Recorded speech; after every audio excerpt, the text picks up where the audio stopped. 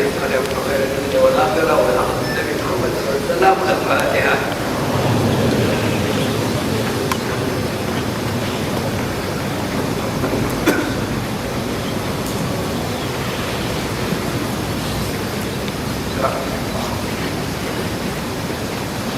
Bismillahirrahmanirrahim. Surah Ali Imran ayat yang ke-26. A'udzu billahi minasy syaithanir rajim. Qulillahumma malikal mulki tu'til mulka man tasha' wa tanzi'ul mulka mimman tasha' wa tu'izzu man tasha' wa tudhillu man tasha' biyadikal khair innaka ala kulli shay'in qadir. Tulijul layla fin nahari wa tulijul nahara fil layl wa tukhrijul hayya minal mayyiti wa tukhrijul mayyita minal hayy wa tarzuqu man tasha'u bighairi hisab. Yang bermaksud, katakanlah, wahai Tuhan yang mempunyai kuasa pemerintahan, Engkaulah yang memberi kuasa pemerintahan kepada sesiapa yang Engkau kehendaki, dan Engkaulah yang mencabut kuasa pemerintahan dari sesiapa yang Engkau kehendaki. Engkaulah juga yang memuliakan sesiapa yang Engkau kehendaki, dan Engkaulah yang menghina sesiapa yang Engkau kehendaki. Dalam kekuasaan Engkaulah sahaja adanya segala kebaikan. Sesungguhnya Engkau maha kuasa atas tiap-tiap sesuatu. Engkaulah yang memasukkan waktu malam ke dalam waktu siang, dan Engkaulah yang memasukkan waktu siang ke dalam waktu malam. Engkaulah juga yang mengeluarkan sesuatu yang hidup dari benda yang mati, dan Engkaulah yang mengeluarkan benda yang mati dari sesuatu yang hidup. Engkau jualah yang memberi rezeki kepada sesiapa yang Engkau kehendaki dengan tiada hitungan hisabnya. Subhanahu wa ta'ala menunjukkan akan keagungan Allah Subhanahu wa ta'ala dalam dua ayat yang ada dalam surat Ali Imran. Kita mulai dengan doa insyaallah. Bismillahirrahmanirrahim. Nawaitu at-ta'allum wa at-ta'lim, tadhakkur wa tadhkir wa an-nafa wa al-intifa' wa al-ifada wa al-istifada wal hadd 'ala at-tamassuki bi kitabillah وسنة نبيه والدلالة إلى الخير والدعاء إلى الهدى ابتغاء مرضات الله وقربه وثوابه آمين اللهم آمين. Dua ayat menunjukkan keagungan dan kemutlakan kekuasaan Allah Subhanahu wa ta'ala ke atas segala sesuatu yang kepadanya Allah mempunyai pentadbiran yang mutlak, baik itu merangkumi kepada dunia dan seisinya, ataupun merangkumi kepada alam raya ini termasuk kerajaan langit. Semuanya adalah ditadbir di bawah satu kuasa, yaitu Allah Subhanahu wa ta'ala. Maka dalam ayat ini, Qulillahumma malikal mulki, katakan Allah malikal mulki, yang memiliki segala kerajaan. Tu'til mulka man tasha', ya Allah, Engkau memberi kerajaan kepada sesiapa yang Engkau kehendaki. Wa tanzi'ul mulka mimman tasha', dan Engkau akan mencabut kerajaan itu daripada sesiapa yang Engkau kehendaki. Wa tu'izzu man tasha', Engkau muliakan siapa yang Engkau kehendaki.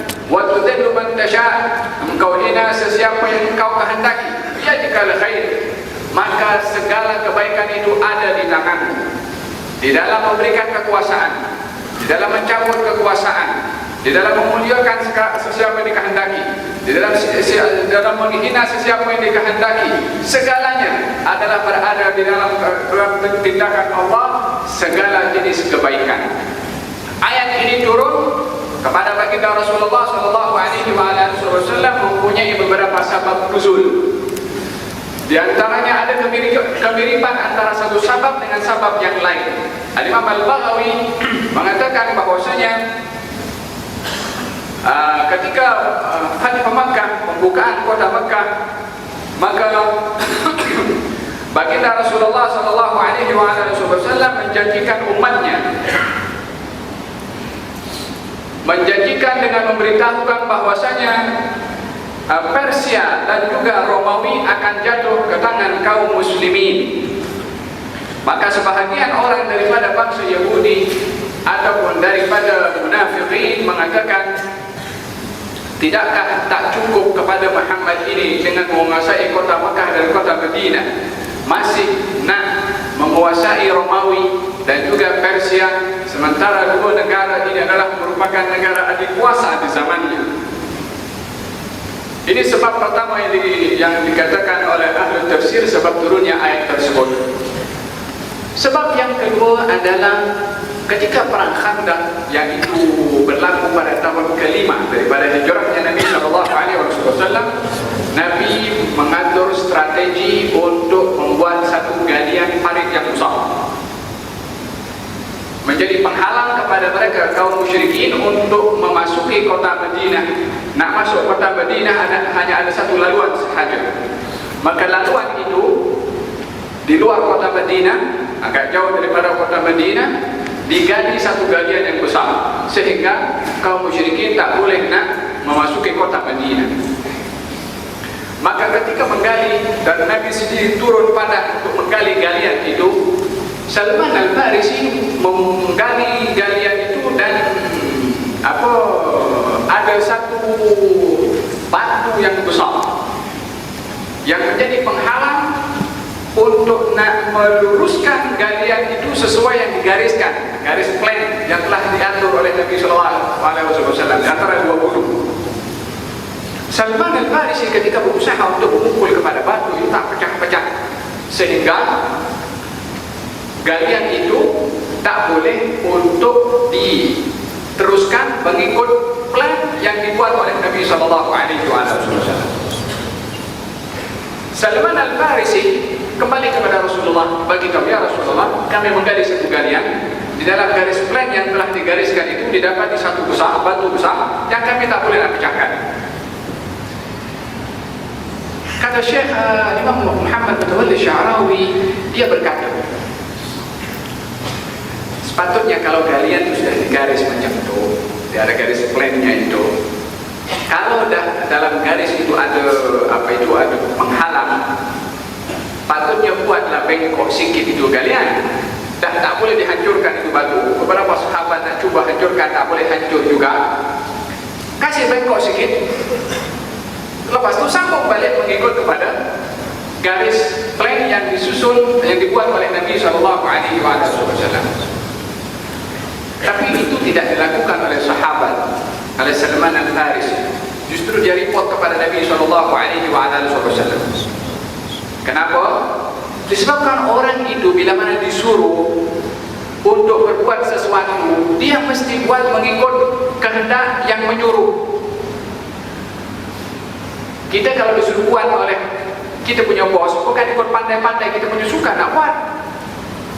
Yang menyuruh Rasulullah, tentunya dalam suruhan Rasulullah itu adalah mempunyai satu hikmah yang besar. Salman tidak beristihad dalam hal ini, tapi dia rujuk kepada Nabi SAW.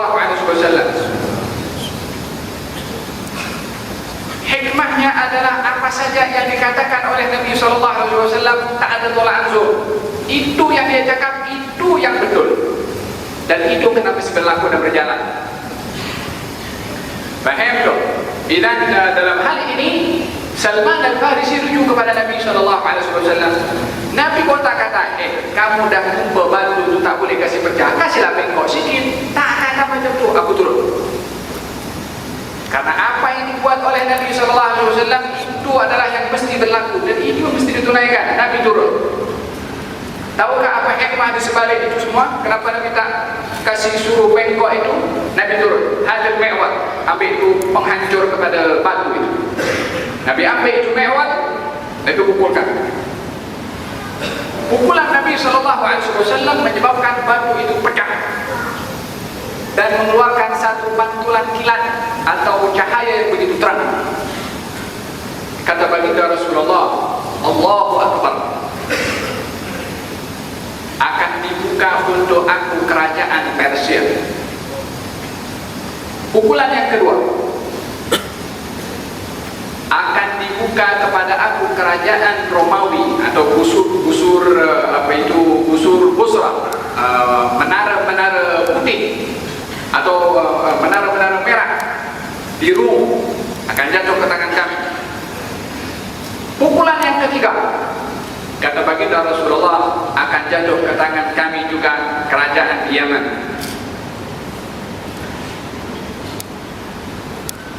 Ini keadaan pada waktu itu baginda Rasulullah dan lebih kurang ratusan daripada para sahabat radhiyallahu anhum wa ardhahum nak makan susah. Mereka membuat galian itu agar supaya menjadi penghalang kepada kaum musyrikin yang jumlahnya ramai sangat untuk menyerang kota Madinah dan jumlah kaum muslimin sedikit pada waktu itu. Bermakna persenjataan kaum muslimin kurang, segi kebanyakan tentera kaum muslimin kurang, dari segi kekuatan dan kelemahan didapati kekuatan ada pada musyrikin dan kelemahan ada pada kaum muslimin dari segi hukum zahirnya. Tapi baginda Rasulullah berbicara bukan hanya kaum musyrikin yang hanya berapa ribu saja. Dia kata itu Romawi akan jatuh, itu Persia akan jatuh, itu Yaman akan jatuh. Kata orang yang hidup di alam zahir ini, yang melihat segala sesuatunya daripada hukum zahir sahaja, seperti kaum munafikin mengatakan apa? Tapi cakap-cakap pelan-pelan di sekelilingnya yang lain. Apa dia cakap?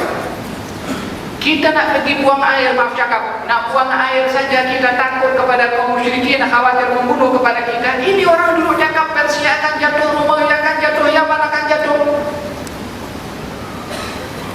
Melihat kepada hukum zahir, baginda Rasulullah melihat dahsyat, wa tanzul mulka mimman tasha. Allah akan bagi kerajaan kepada siapa yang dikehendaki dan akan cabut kerajaan itu daripada siapa yang dikehendaki.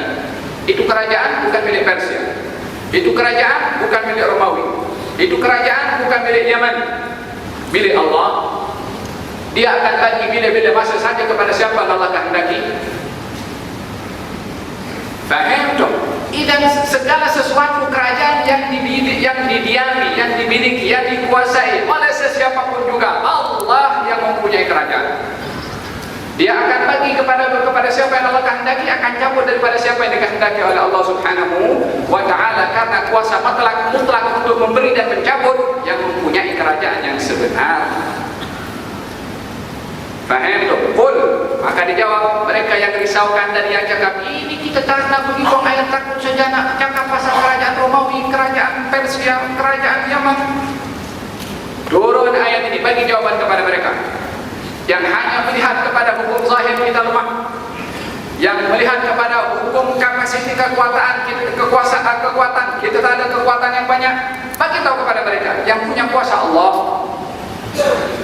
Faham tu? Qulillahu malikal mulki, malikal mulki, malik yang memiliki, al-mulki kerajaan.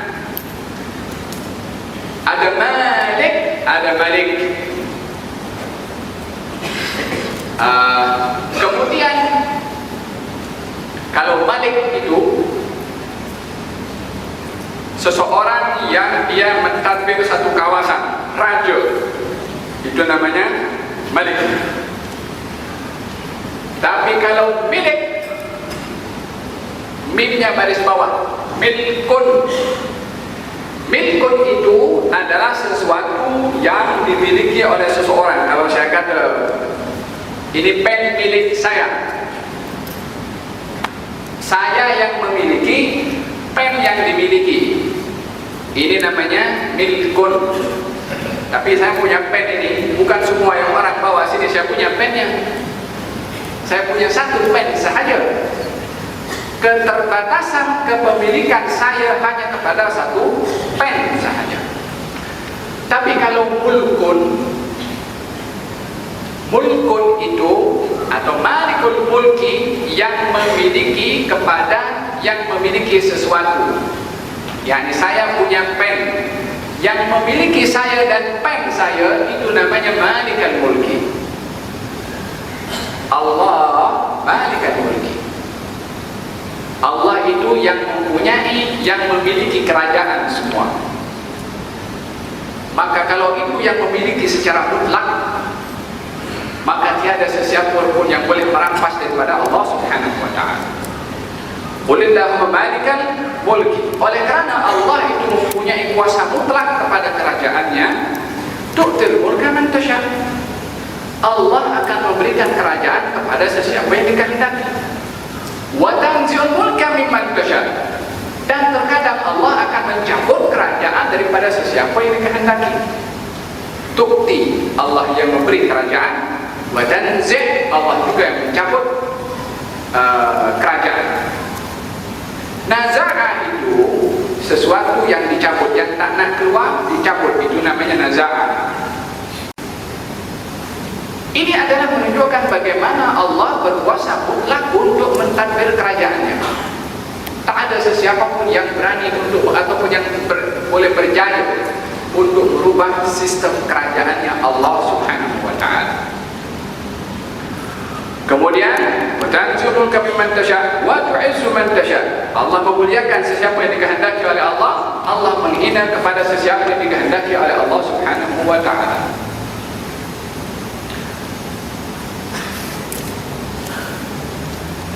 Allah memuliakan sesiapa yang dikehendaki oleh Allah, baik itu yang diberi kerajaan oleh Allah ataupun yang dicabut daripada mereka kerajaan oleh Allah Subhanahu wa ta'ala. Allah akan memuliakan sesiapa yang dikehendaki oleh Allah, baik dengan diberi kerajaan atau ditarik daripadanya kerajaan. Wa tudhillu man tasha. Allah akan menghina kepada sesiapa yang dikehendaki, baik yang diberi kerajaan ataupun yang dicabut daripadanya kerajaan. Ini berarti bukan segala-galanya bila mana dapat memiliki kerajaan artinya dia dimuliakan, dan tidak semestinya yang dicabut daripadanya kerajaan dihina oleh Allah Subhanahu wa ta'ala. Karena di dalam memiliki kerajaan ataupun ditarik daripadanya kerajaan adalah bergantung kepada sikap ketika diberi, sikap ketika dicabut. Bahkan terkadang seseorang yang seorang yang zalim di dalam tugasannya, Allah Subhanahu wa ta'ala terkadang menghantarkan orang zalim untuk menghukum kepada si zalim. Terkadang Allah menghantarkan seseorang yang zalim dengan orang yang zalim juga sebagai hukuman kepada si zalim. Tetapi bukan orang yang menghukum tadi yang zalim juga kepada orang zalim dia baik. Lah, namanya zalim. Ada orang zalim, Allah zalimin, Allah melaknat orang zalim, tak kira dia siapapun juga. Masalahnya adalah itu hukuman kepada orang zalim dihukum oleh Allah dengan orang zalim. Dalam Al-Quran Allah Subhanahu wa ta'ala beritahu, macam mana beritahu?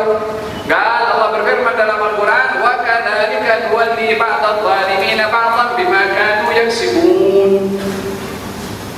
Demikian Allah akan menjadikan kepada sebahagian orang zalim yang lain hukuman kepada si zalim, orang zalim. Jadi kalau demikian,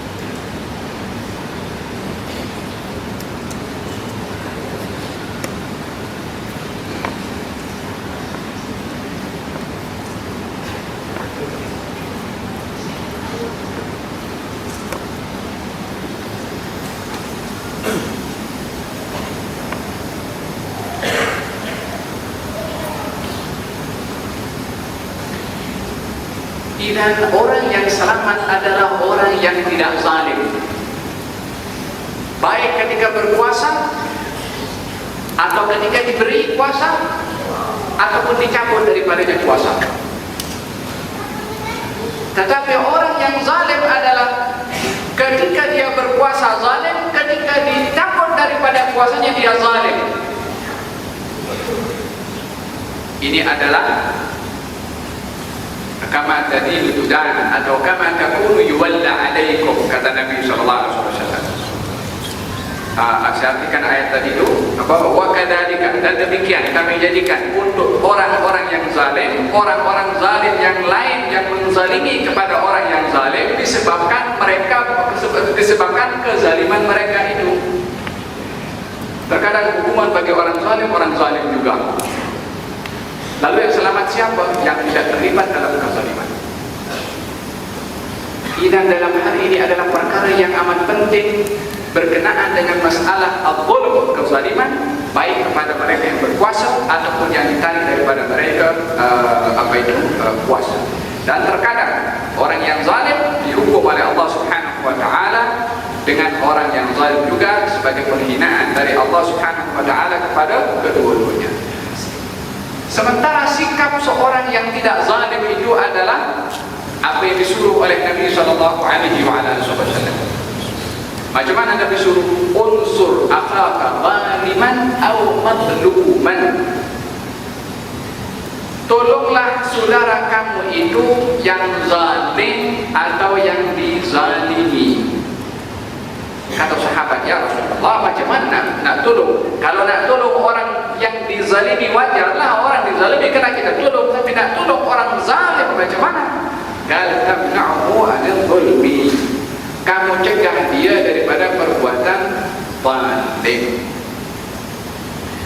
Faham itu? Kalau lihat Sayyidina Umar bin Khattab ketika ada satu dalam peperangan Khaybar. Dalam peperangan Khaybar, Sayyidina Ali Rasulullah sallallahu alaihi wasallam mengatakan, saya akan bagi ini bendera kepada seseorang yang cinta kepada Allah dan Rasulnya, dan dia pun dicintai oleh Allah dan Rasulnya. Maka pada itu kata Sayyidina Umar mengatakan, wallahi ma tamannaitu al-imarata mundu aslamtu illa dzaka al-yawm.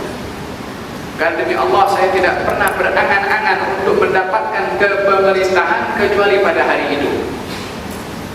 Saya tidak pernah bercita-cita untuk memimpin kecuali setelah saya masuk Islam, kecuali pada hari itu.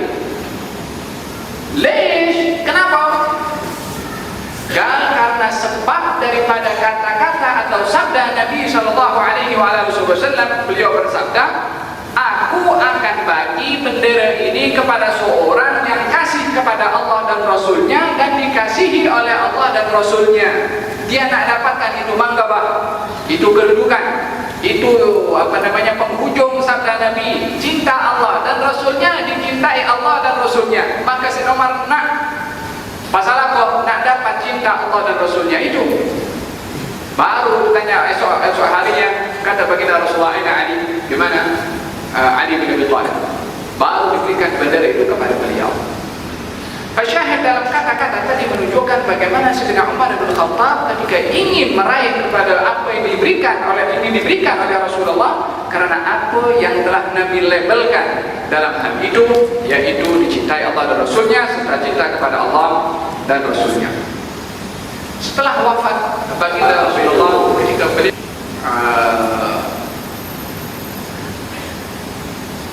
menjadi khalifah, maka di antara menteri-menterinya pada waktu itu ingin menugaskan satu tugasan dan ingin meminta agar supaya Sayyidina Umar yang melakukan. Maka pada waktu itu Sayyidina Umar tengah disibukkan dengan satu perkara, diberikan kepada putranya bernama Abdullah bin Umar. Maka ketika berita itu sampai kepada Sayyidina Umar bin Khattab, dia mengatakan cukup kepada keluarga Al-Khattab yang akan dipertanggungjawabkan oleh Allah nanti di hari kiamat seorang saja, jangan bagi yang lain, dah cukup. Siapa maksudnya? Sayyidina Umar sendiri, cukup aku yang aku dipertanggungjawabkan oleh Allah, jangan bagi kepada keluarga Al-Khattab selain daripada aku. Sebab apa dia mengatakan cukup? Beratnya tanggung jawab untuk memimpin. Dia bukan mudah, perkara yang terlalu berat sehingga dia mengatakan apa itu cukup aku sajalah, jangan bagi kepada keluarga aku yang lain. Sebab tanggung jawabnya besar. Wahada Amirul Mukminin, hidup di zaman Rasulullah sallallahu alaihi wa ala alihi wasallam. Idan qulillah malikal mulki tu'til mulka man tasha' wa tanzi'ul mulka mimman tasha' wa tu'izzu man tasha' wa tudhillu man tasha'. Bilakah orang zalim itu dihukum oleh Allah dengan orang zalim? Saya katakan tadi terkadang orang zalim dihukum oleh Allah dengan kezaliman, dengan orang yang zalim juga disebabkan perbuatan kezaliman. Dalam satu riwayat disandarkan bahwa Allah bila mana ingin menghukum satu kaum karena derhakanya mereka kepada Allah, Allah hantarkan hakim yang zalim.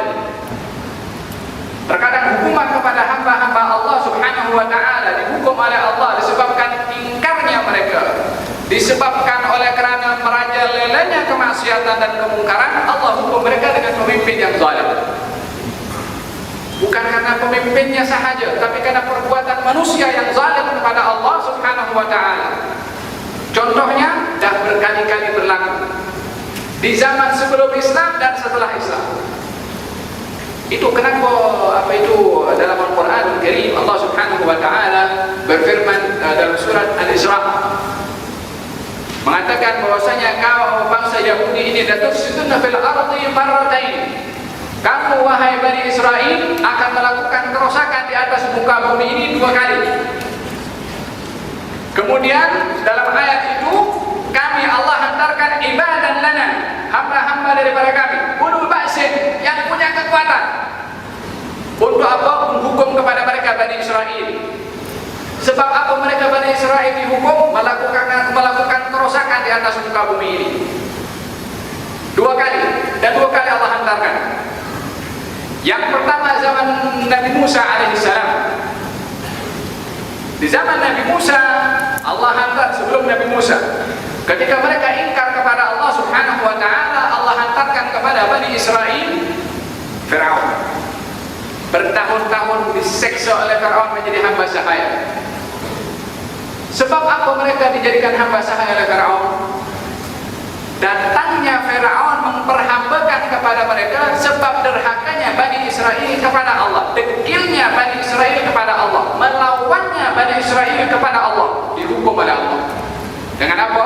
Dengan Fir'aun. Bertahun-tahun, generasi demi generasi menjadi hamba sahaya. Ketika mereka sudah mulai sedar dan ingin bertaubat kembali kepada Allah, Allah hantarkan penyelamat Nabi Musa. Diselamatkan oleh Nabi Musa. Dah diselamatkan oleh Nabi Musa, diberi pelbagai nikmat oleh Allah subhanahu wa ta'ala, melanggar lagi, derhaka lagi. Allah hantarkan Bukhtanasar.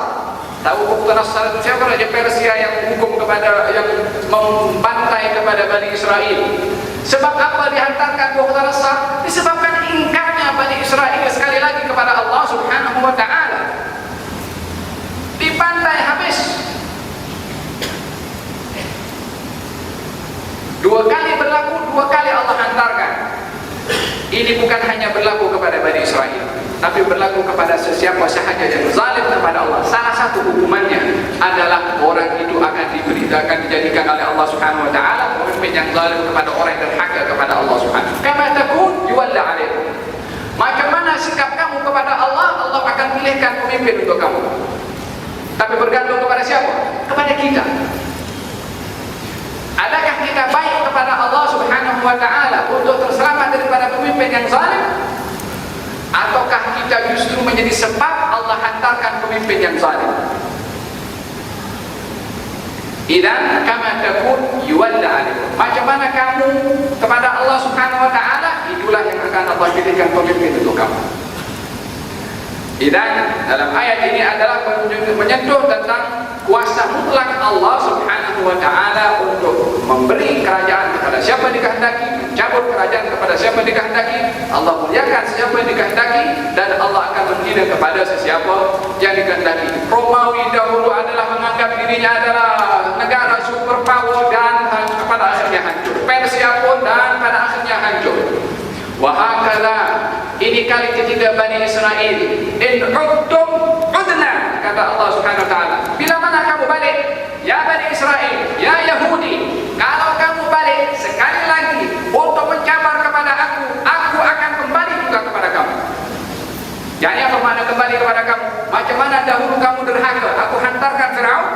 Bagaimana kamu dahulu derhaka, aku hantarkan Mukhtarasar. Kalau kamu balik derhaka kepada aku pun akan balik juga melawan kepada kamu. Nak perang kepada Allah, carilah musuh yang lain. Allah nak diperangi. Macam mana peperangan kepada Allah? Dengan mukhalafat, pelanggaran-pelanggaran. Apa pelanggaran-pelanggaran yang kita lakukan? Mukhalafat bi'ainak, dengan mata. Mukhalafat dengan telinga. Mukhalafat dengan cara berpikir. Mukhalafat dengan hati. Mukhalafat dengan munkar. Mukhalafat dengan maksiat. Apa saja jenis mukhalafat. Wattaqu fitnatan la tusibanna alladhina zalamu minkum khassah. Hati-hati kamu pada dugaan yang datang dari Allah, yang tidak akan menimpa hanya kepada orang yang zalim sahaja, bahkan semua akan kena. Tak kira yang zalim, tak kira yang tidak zalim. Bila mana apa? Bila mana kemaksiatan merajalela. Kata Siti Aisyah, "Anublaqu fina salihun ya Rasulullah, akankah Allah menghantarkan hukuman kepada kita semua sementara di antara kita ada orang yang saleh, yang hadir majelis ilmu, yang salat, yang berzikir kepada Allah? Adakah Allah akan turunkan azab? Idza kathural khabath." Kalau kemungkaran ini merajalela, maka mereka akan ditimpa bala dari Allah Subhanahu wa taala. Masing-masing dibangkitkan ikut kepada amalnya. Yang mati dalam keadaan salat, maka dia akan dibangkitkan oleh Allah sebagai orang yang mempunyai kedudukan yang tinggi. Tapi bala akan kena kepada semua. Al-bala'u ya'um, bala bila mana turun kena kepada semua. فهمتم؟ قل اللهم مالك الملك تؤتي الملك من تشاء وتنزع الملك ممن تشاء وتعز من تشاء وتذل من تشاء بيدك الخير انك على كل شيء قدير.